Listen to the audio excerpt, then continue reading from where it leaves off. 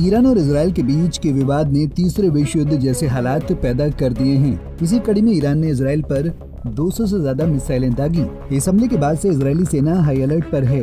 ईरानी media के मुताबिक Israel के सैन्य ठिकाने उसके निशाने पर थे। ईरान इस हमले को इंतकाम करार दे रहा है। उधर इजराइल ने भी बदला लेने की कसम खाई है।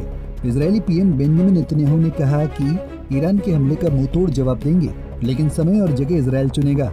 ईरान और इजराइल के टकराव के बीच मिडिल ईस्ट में लड़ाई की आशंका बढ़ गई है। अगर ईरान और इजराइल बीच फुल स्केल वॉर शुरू हो गया तो कौन भारी पड़ेगा? ईरान और इजराइल में से किसकी सेना ज्यादा ताकतवर है? दरअसल ये एक पुराने झगड़े की नई कड़ी है। इजराइल और ईरान में खूनी प्रतिद्वंदता कई सालों से चली आ रही है। इस प्रतिद्वंदता की तीव्रता भू राजनीतिक हालात पर घटती बढ़ती रहती है। इसकी नब्ज मध्य पूर्व में स्थिरता के मुख्य स्रोतों में से एक बन गई है।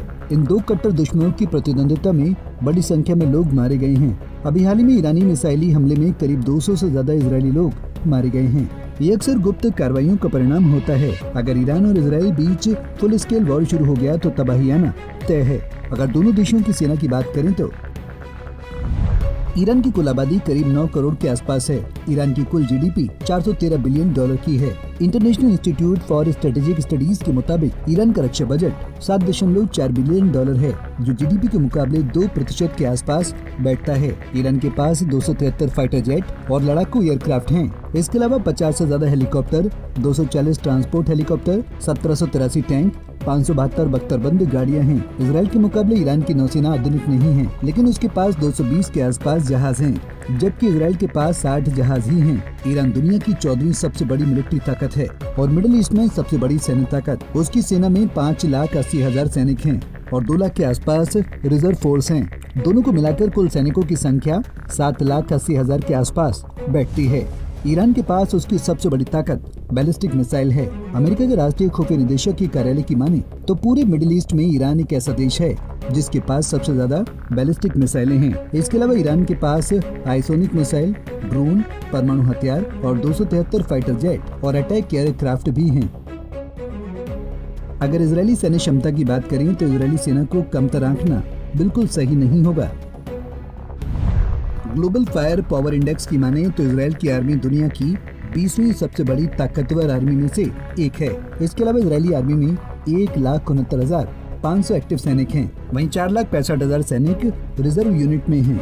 इजराइल के कुल सैनिकों की बात करें तो देश के पास 6,34,500 सैनिक हैं।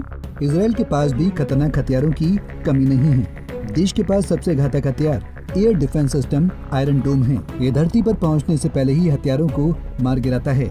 इसके अलावा रिपोर्ट्स के मुताबिक इजराइल के पास 1 दर्जन परमाणु हथियार, 241 लड़ाकू जेट, 48 लड़ाकू हेलीकॉप्टर और 2200 टैंक हैं। वहीं इजराइल के पास 1200 तोपखाने और कम से कम 7 युद्धपोत और कम से कम 6 पनडुब्बियां हैं।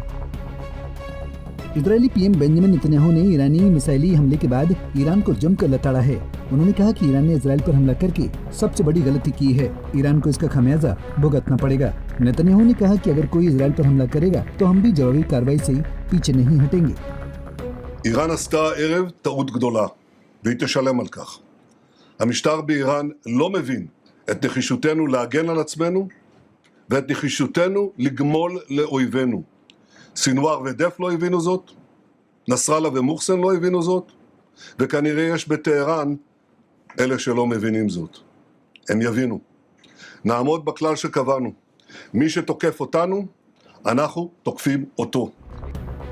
बहरहाल मौजूदा हालात देखकर लगता नहीं ये महायुद्ध जल्दी खत्म होने वाला है। ईरान और इजराइल ने अमेरिका के युद्ध रोकने वाले प्रस्ताव को नकार दिया है। ईरान ने अमेरिका को इस मामले में हस्तक्षेप न करने की नसीहत दी है। ईरान और इजरायली सेना के बीच के युद्ध ने पूरे विश्व में तीसरे महायुद्ध जैसी स्थिति पैदा कर दी है। ईरान और इजराइल के बीच बिगड़ते हालातों में कई बेगुनाह नागरिक अपनी जान गंवा चुके हैं। ऐसे में एक सवाल उभरता है कि दोनों देशों के बीच जंग रुकवाने का कोई और रास्ता नहीं है। दोनों देशों के बीच अगर फुल स्केल युद्ध होता है तो इसकी लपटों में कई छोटे देशों को सुलगना पड़ सकता है।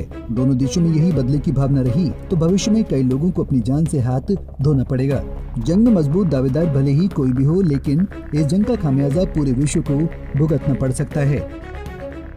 Bureau report, Punjab Kesari TV.